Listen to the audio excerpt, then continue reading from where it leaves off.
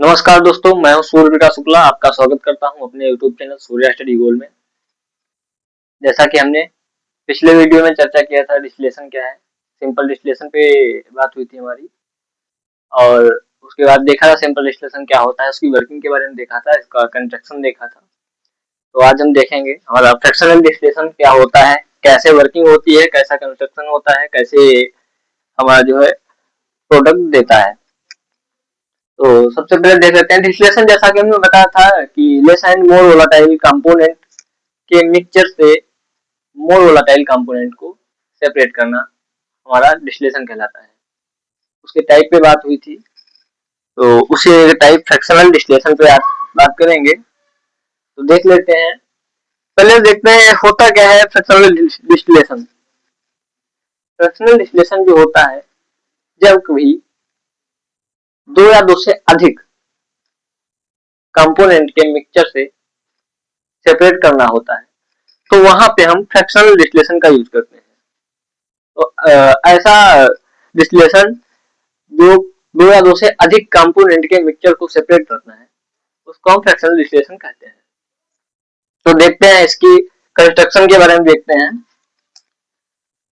इसमें एक cylinder type का ये कॉलम लेते हैं।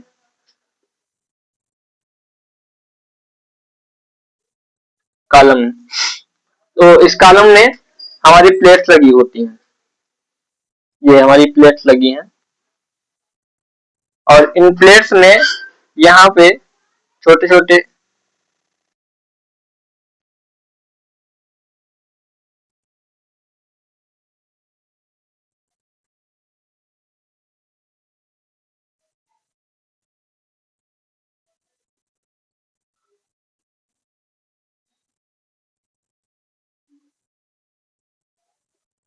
ये होल्स वेपर को पास करते हैं यहाँ से। तो इस तरह से होल्स लगे होते हैं और यहाँ पे हमारा ये इसको वेयर बोलते हैं। ये वेयर्स लगी होती है यहाँ पे, जो क्या करती है हमारे जो फीड हमारी होती है उसको रोकने का काम करती है, जिससे हमारा क्या होता है कांटेक्ट टाइम और बढ़ता है और हमारी एफिशिएंसी इसकी इंक्रीज होती है। और इसके नीचे ये हमारी लगी होती है डाउन कवर। तो डाउन कवर इसलिए लगाते हैं क्योंकि यहाँ से वेपर जाती है, तो वेपर इजिली पास हो सके वहां से और इधर को न जाए, इसलिए हम यहाँ पे डाउन कवर लगाते हैं। तो जब कोई फीड देते हैं तो वो यहाँ से वेयर से होके फिर डाउन कवर से फिर अगली प्लेट पे आती है, फिर वहां से फिर वेयर और डाउन कवर फिर अगली प्लेट पे। इस तरह से हमारी फीड चलती है। इसके बाद हम देखते हैं इसमें रिबॉयलर लगा होता है। रिबॉयलर का काम होता है उसको रिबॉयल कर देना। जैसा कि कोई मिक्सचर है, उसको हम जब डिस्टिलेट कर रहे हैं तो यहाँ से लिक्विड फॉर्म में वो नीचे आएगा, तो यहाँ से हम फिर से उसको रिबॉयल करेंगे, तो जितना हमारा रिबॉयल हो जाएगा वो हमारा यहाँ पे वेपर फॉर्म में फिर से कॉलम के अंदर आ जाएगा और बाकी हमारा बॉटम प्रोडक्ट के रूप में नीचे प्राप्त हो जाएगा। इस तरह से हमारा रिबॉयलर काम करता है। और रिवॉल्वर की बात करें तो रिवॉल्वर कई प्रकार के होते हैं। कैटल टाइप का होता है और स्टैब इन बंडल्स होता है और फर्नेस टाइप का होता है। तो ये आपका डिपेंड करता है किस तरह का आपका यूज कर रहे हैं फीड, उस तरह से आप रिवॉल्वर का यूज करेंगे। उसके बाद में देखते हैं यहाँ पे कंडेंसर लगा होता है। तो यहाँ से हमारी जो है वेपर जाती है ऊपर को, तो यहाँ कंडेंसर में आके फिर उसमें कूलिंग लगी होती है। तो कूलिंग लाइन से अंदर आप चिल्ड वाटर, ब्राइन या कूलिंग कुछ भी यूज कर सकते हैं। वो आपका डिपेंड करता है ऑन आपकी फीड और प्रोडक्ट पे कैसा है। तो कंडेंसर हमारा, इसको जो है shell and tube type condenser heat exchanger भी बोलते हैं, लेकिन यहाँ पे इसको हम कंडेंसर बोलेंगे क्योंकि यहाँ पे हमारा जो है हीट ट्रांसफर के साथ साथ में ये क्या कर रहा है, फेज भी चेंज कर रहा है, तो इसलिए यहाँ पे हम इसको कंडेंसर बोलेंगे। और अगर यही हमारा फेज ना चेंज कर रहा होता तो केवल केवल हमारा हीट का ट्रांसफर कर रहा होता और वेपर फॉर्म में जाके फिर से वेपर निकल रही होती या लिक्विड फॉर्म में जाके हमारा लिक्विड निकल रहा होता। तो हमारा क्या होता है, हीट एक्सचेंजर होता है। तो इसलिए यहाँ पे हम इसको कंडेंसर बोल रहे हैं। ये दो तरह के होते हैं, यूज करते हैं, पार्शियल कंडेंसर और टोटल कंडेंसर। वो आपका डिपेंड करता है आपका कंडीशन कैसी है, प्रोडक्ट की स्टोरेज टैंक कितने हैं आपके पास में, कितने किस तरह से आप उसको यूज करना चाहते हैं। तो उसको यूज करने के तरीके मैं भी बताऊंगा। कब पार्शियल कंडेंसर यूज करते हैं और कब टोटल कंडेंसर यूज करते हैं। तो उसके बाद में देखते हैं, हमारा भी लगा होता है रिफ्लेक्स टैंक। यहाँ से आके हमारा क्या होता है, इसकी प्योरिटी इंक्रीज की जाती है। यहाँ से हम रिफ्लेक्स लाइन से हमारा वापस इसमें आ जाता है, और टॉप प्रोडक्ट जो हमारा होता है इधर से हमारा प्राप्त हो जाता है। फिर हम इसको स्टोरेज टैंक में फेंक देते हैं। यहाँ पे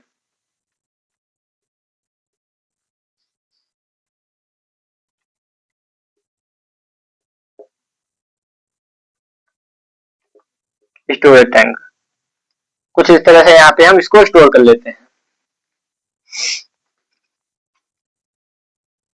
तो ये रहा हमारा कंडेंसर हो गया, वो कंस्ट्रक्शन हो गया।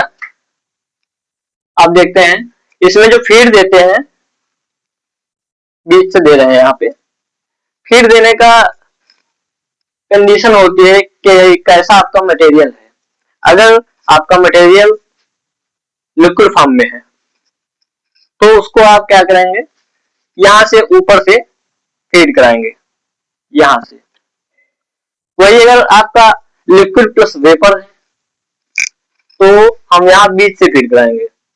अगर केवल वेपर फॉर्म में है तो हम उसको नीचे से फीड कराएंगे यहाँ से, जिससे कि हमारा क्या हो, एफिशिएंसी ज्यादा रहे, ज्यादा से ज्यादा हम उसको जो है डिस्टिल कर पाए, उसकी कंपोनेंट को हम सेपरेट कर पाए।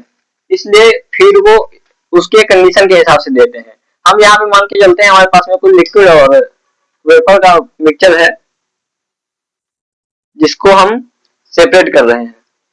तो यहाँ से हम फीड देंगे लिक्विड प्लस वेपर की, जो कि हमारी इस प्लेट से आएगी, इस प्लेट से होते हुए आएगी इस तरह से, यहाँ वेयर से होके इस तरह से यहाँ से आएगी, फिर डाउन कवर से होते हुए हमारी नेक्स्ट प्लेट पे आ जाएगी। तो इस तरह से उस आगे बढ़ती रहेगी, और इधर से हमारी वेपर जाएंगी, यहाँ से होते हुए हमारी यहाँ से आके, यहाँ से हमारे नीचे से जब हीट देंगे रिवॉल्वर के द्वारा तो यहाँ से हमारी वेपर जाना स्टार्ट करेंगी इस तरह से। ये हमारा लिक्विड है और यहाँ से हमारी वेपर जाना स्टार्ट करेंगी। जब ये वेपर ऊपर जाएंगी तो इसको जब हीट मिलेगी तो इसकी भी वेपर बनना स्टार्ट हो जाएंगी। तो जब इसकी वेपर बनना स्टार्ट हो जाएंगी तो यहाँ इसकी वेपर फिर अगले प्लेट में इस तरह से, यहाँ से हमारी वेपर जाएंगी, यहाँ पे हमारा लिक्विड होगा जो कि हमारा इधर रिफ्लेक्स से जो आ रहा होगा ये, इधर हमारी वेपर जा रही होगी। तो इस तरह से जब वेपर हमारा निकलने लगती हैं तो हमारी कंडेंसर में जाना स्टार्ट हो जाती है। तो कंडेंसर में जब जाने लगती हैं तो यहाँ पे हमारे जो है कूलिंग लगी होती है। इधर देखते हैं हमारा फीड के ऊपर का, यहाँ पे कॉलम में दो सेक्शन होते हैं, कॉलम को दो भागों में डिवाइड किया गया है। जैसा कि देखते हैं फीड के ऊपर का सेक्शन, फीड के नीचे का सेक्शन। फीड के ऊपर के सेक्शन को बोलते हैं हम इनरिचिंग सेक्शन या फिर रेक्टिफाइंग सेक्शन, और नीचे के सेक्शन को हम स्ट्रिपिंग सेक्शन या एब्जॉर्प्शन सेक्शन बोलते हैं। तो इस तरह से हम इसको जो है देखते हैं, वेपर हमारी इधर जाने लगती है कंडेंसर में। तो कंडेंसर में क्या होता है, ये वेपर फॉर्म में जाता है और यहाँ से हमारी कूलिंग लाइन लगी है, यहाँ से कूलिंग हमारी इन करती है और यहाँ से कूलिंग हमारी आउट करती है। तो ये यहाँ से इन करता है, ये जो है यहाँ जाके हमारा यहाँ से आउट होगा। तो अंदर क्या होगा, हमारा कूलिंग से जो भी कूलिंग यूज कर रहे हैं वो चिल्ड ब्राइन, तो उसको जो है हम अंदर फीड देंगे और ये इधर वेपर फॉर्म में आएगा, तो ये ठंडा होकर लिक्विड में कन्वर्ट हो जाएगा। तो लिक्विड फॉर्म में जब होगा तो ये फिर से हमारा आ जाएगा रिफ्लेक्स टैंक में। अच्छा, अब कंडेंसर की बात करते हैं कि कहाँ पे हमारा पार्शियल कंडेंसर यूज होगा और कहाँ पे हमारा टोटल कंडेंसर यूज होगा। हम देखते हैं जैसा कि हमें जरूरत हो, टैंक हमारे पास स्टोरेज कैसा है, हमारे पास मान लिया स्टोरेज की कम टैंक है, तो वहां पे हम क्या करेंगे, हम टोटल कंडेंसर यूज करेंगे, जिससे कि हमारा क्या हो, वेपर फॉर्म जो है वो बिल्कुल हमारी लिक्विड पूरी तरह से लिक्विड में कन्वर्ट हो जाए, जिससे कि हमारा जो है कम जो है टैंकों में पूरा स्टोरेज हो जाए इसका, क्योंकि वेपर फॉर्म को आप कम टैंकों में स्टोर नहीं कर सकते हैं। तो उसको, और अगर पार्शियल कंडेंसर यूज कर रहे हैं तो हमें स्टोरेज टैंक ज्यादा चाहिए, क्योंकि वहां पे हमारी वेपर फॉर्म भी कुछ ना कुछ जाएगी। और दूसरी कंडीशन ये होती है कि जहां पे हमको टोटली कंडेंस करना होता है वहां पे करते हैं, और अगर हमारा रिफ्लेक्स चालू रखना होता है तो वहां पे हम पार्शियल कंडेंसर का यूज करते हैं, जिससे हमारा रिफ्लेक्स चालू रहता है और हमारी जो है एफिशिएंसी उससे बढ़ जाती है, और इसे टोटल कंडेंसर से हमारा टोटल कंडेंस होके सीधा उसमें टैंक में चला जाता है। तो इस तरह से हम कंडेंसर का यूज करते हैं। अब देखते हैं यहां से क्या हुआ, हमारी फिर दिए वेपर आई कंडेंसर में, कंडेंसर में आके यहां से क्या होगा हमारा, इसकी जो है देखेंगे कितना हमारा प्योरिटी चाहिए इसकी। अगर देखते हैं हमारी प्योरिटी डाउन आ रही है तो इसका रिफ्लेक्स चालू रखते हैं, इधर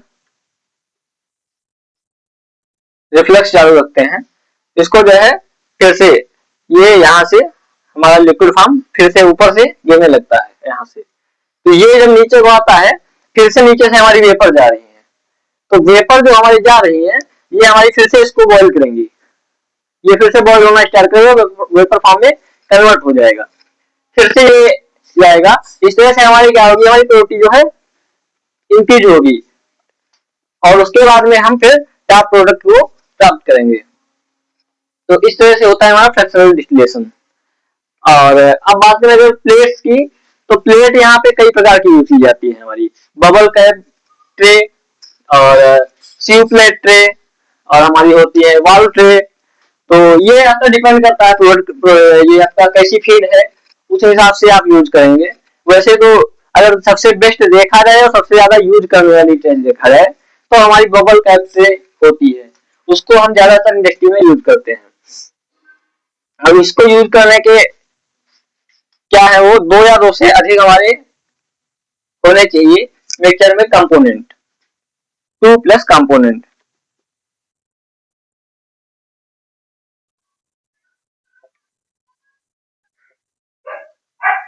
देन यूज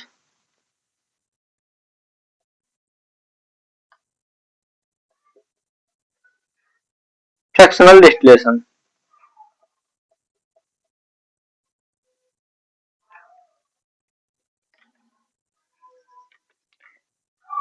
ये हमारा कहीं भी यूज होगा, वहां पे हमारा बैच बैच नहीं यूज होगा, कंटिन्यूअस यूज होगा, it is a continuous process,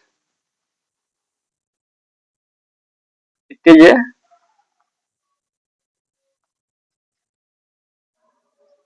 continuous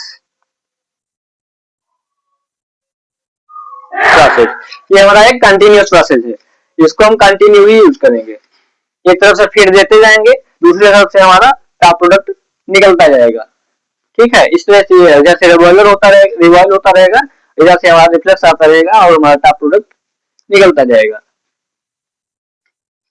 तो इस तरह से यूज करते हैं, और इसका यूज सबसे ज्यादा कहाँ किया जाता है, अगर देखा जाए तो इसका यूज सबसे ज्यादा हमारा रिफाइनरी में किया जाता है, यहाँ पे हमारा क्रूड ऑयल होता है। क्रूड ऑयल में क्या होता है, कई प्रकार के ऑयल मिले होते हैं इसमें, पेट्रोल, डीजल, केरोसिन, इस तरह से कई उसमें ऑयल मिले होते हैं, तो वहां पे इसको डिस्टिल करने के लिए हम फ्रैक्शनल डिस्टिलेशन का यूज करते हैं। और देखा जाएगा तो डिस्टलरी हमारी यहाँ पे हमारा अल्कोहल बन रही है, वहां पे भी हमारा फ्रैक्शनल डिस्टिलेशन का यूज किया जाता है।